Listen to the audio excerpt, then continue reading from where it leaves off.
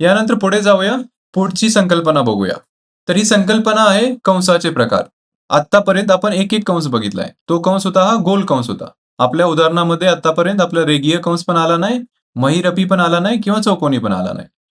पण पदावलीमध्ये हे चारी पण येऊ शकतात किंवा यातले 2 येऊ शकतात किंवा 1 येऊ शकतो किंवा 3ही येऊ शकतात.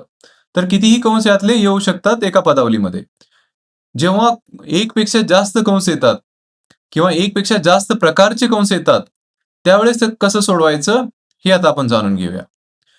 सर्वात पहिल्यांदा तर हे जाणून घ्या, की हा रेघीय कंस आहे.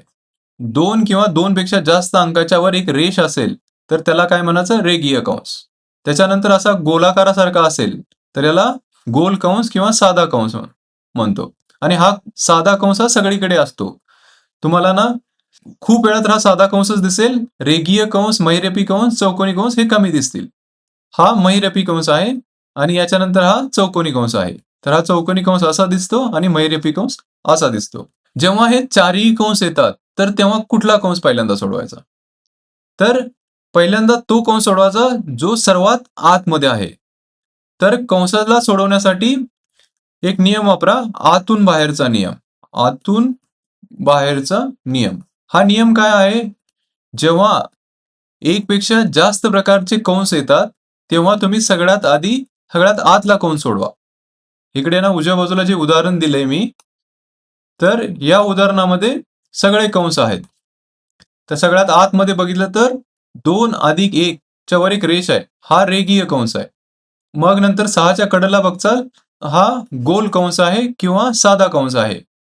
त्याच्यानंतर 5च्या कडेला बघचाल, तर हा महिरपी कंस आहे आणि हा महिरपी कंस हा इथे संपत आहे. त्याच्यानंतर 9च्या कडेला बघचाल, तर हा चौकटी कंस आहे. तर अशा प्रकारे इथे चारही प्रकारचे कंस तुम्हाला दिसत आहेत. तर जेव्हा चारही प्रकारचे कंस येतील, तर तेव्हा तुम्हाला आतून बाहेर कंस सोडवायला चालू करायचं आहे. तर आतून बाहेरचा अर्थ काय आहे? आतून बाहेरचा अर्थ आहे, तर इथे कंस एकाच्या आतमध्ये एक आहेत. हा आत रेघीय कंस आहे, त्याच्या बाहेर हा गोल कंस आहे. त्याच्यानंतर त्याच्या बाहेर हा महिरपी कंस आहे आणि त्याच्या बाहेर हा चौकोटी कंस आहे. सगळ्यात आतमध्ये हा रेघीय कंस आहे, त्याच्यानंतर हा गोल कंस आहे, त्याच्यानंतर हा महिरपी कंस आहे, त्याच्यानंतर चौकोटी कंस आहे. तर सर्वात पहिल्यांदा हा रेघीय कंस सोडवायचा, त्याच्यानंतर हा गोल कंस सोडवायचा, त्याच्यानंतर हा महिरपी सोडवायचा आणि त्याच्यानंतर हा चौकोटी सोडवायचा. अशा प्रकारे वळीने तुम्हाला कंस सोडवावे लागतील. तर आता याला सोडवून बघूया आपण. तर पहिल्यांदा काय करा, दिलेल्या पदावलीला जसं तसं खाली लिहून घ्या. तर हा पदावली आहे 14 अधिक चौकटी कंसामध्ये 9 वजा महिरपी कंस 5 अधिक गोल कंसामध्ये 6 वजा 2 अधिक 1 रेघीय कंसामध्ये पुन्हा गोल कंस पूर्ण, महिरपी कंस पूर्ण आणि चौकटी कंस पूर्ण. तर सगळ्यात पहिल्यांदा आपण आतला कंस सोडवणार आहोत, तो रेघीय कंस. 2 अधिक 1 केल्यावर किती येतंय? 3. आणि बाकीची जी माहिती आहे जशी आहे तशी खाली आहे ना लिहून घ्या. तर हा गोल कंस होईल, त्याच्या बाहेर हा महिरपी कंस आहे, त्याच्या बाहेर हा चौकटी कंस आहे. हे आहे 5 अधिक हा महिरपी कंस, याच्या बाहेर आहे वजा, हा आहे 9, हा चौकटी कंस, याच्या बाहेर आहे 14 अधिक. याच्यानंतर पण सगळ्यात आतमधला कंस सोडवायचा. आता ही नवीन पदावली झाली. त्याच पदावलीची ही दुसरं रूप आहे. तर आता या नवीन पदावलीमध्ये सगळ्यात आतमधला कंस. सगळ्यात आतमध्ये कोणता कंस आहे? हा आहे गोल कंस. तर ह्या गोल कंसाला सोडवायचं. तर गोल कंसाला सोडवलं तर किती होतंय? 6 वजा 3 बरोबर 3 होतंय. आणि याच्या बाहेर जे आहे ते सगळं खाली कॉपी करा. 5 अधिक आहे, हे आहे महिरपी कंसामध्ये. याच्यानंतर इकडे चौकोटी कंस आहे. याच्या बाहेर हे 9 वजा आहे आणि इथे चौकोटी कंस आहे. याच्या बाहेर 14 अधिक आहे. तर आता ही नवीन पदावलीचं रूप झालं. तर या पदावलीच्या रूपामध्ये पण सगळ्यात आधी सगळ्यात आतला कंस सोडवा. तर याच्यामध्ये महिरपी कंस आतमध्ये आहे, चौकटी बाहेर आहे. तर महिरपीला सोडवूया. तर 5 अधिक 3 केलं तर 8 होतंय. आणि इथे 9 आहे, तर इथे 9चं 9 जसं तसं खाली. तर हे वजा चिन्ह, याच्या शेवटी चौकोटी कंस आहे, 9च्या आधी चौकोटी कंस आहे, याच्या बाहेर 14 अधिक आहे. तर आता हे नवीन पदावलीचं रूप आले. याच्यामध्ये एक चौकोटी कंस आहे, वजाबाकी आतमध्ये आहे, त्या बाहेर यात बेरीज आहे. तर काय सोडवायचं? कंस सोडवायचा, चौकोटी कंस. कारण की आपण कंचे भागुबेवचा नियम वापरणार आहे.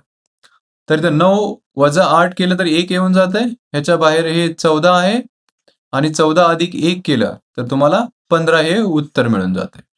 अशा प्रकारे याचं उत्तर हे 15 आहे. कंसाच्या प्रकारमध्ये हे ध्यानात ठेवा, कंसासाठी एक नियम आहे की तुमचा आतून बाहेरचा नियम.